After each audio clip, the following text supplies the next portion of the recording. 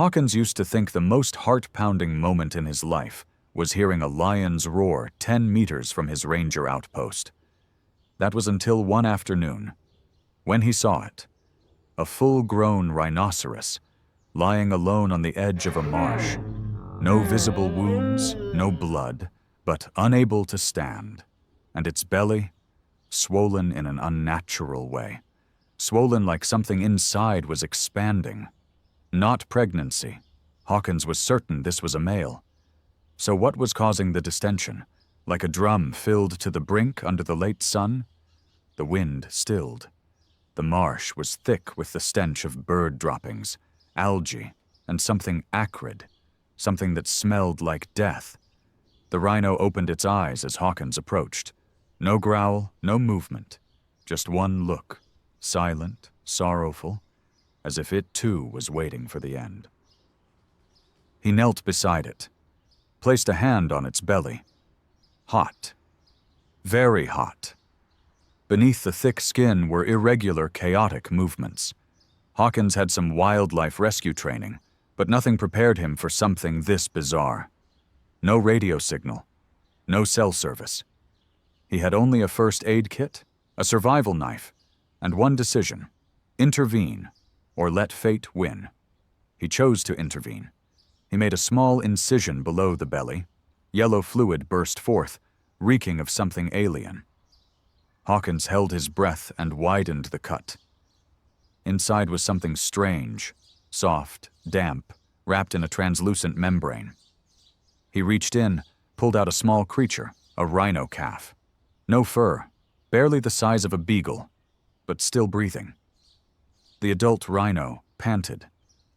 Hawkins stopped the bleeding, bandaged what he could. The calf whimpered, nestling into his jacket. His hands trembled. He hadn't just saved an animal. He might have opened a door to something much bigger than himself. Night fell quickly. Hawkins took shelter in an abandoned wooden hut half a mile away. He lit a fire, holding the calf close. The adult rhino lay just inside the doorway.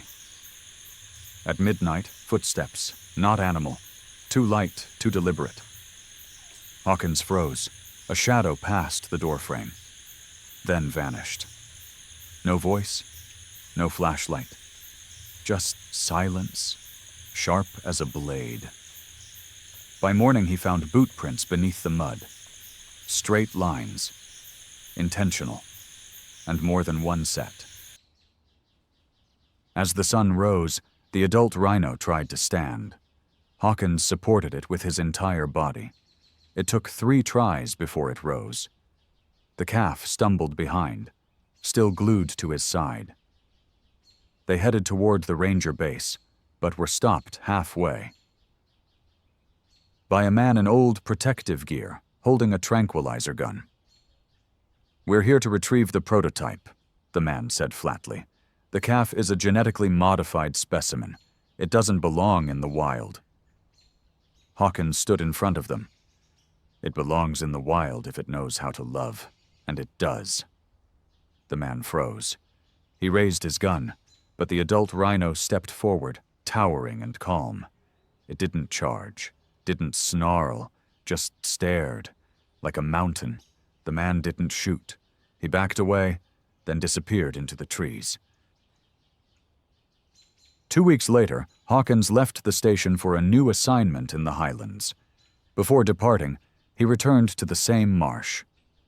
The adult rhino wasn't there, but on a grassy hilltop in the distance, he saw 3 shadows: the adult, the calf, and a third, newborn, tiny as a fist, learning to stand on ancestral ground. Hawkins didn't call out, didn't approach. He just stood there, chosen to witness the rebirth of a species no one believed could exist. In his hand, he still held the photo he'd taken of the calf that first day. Muddy, soaked, but eyes gleaming like stars newly born.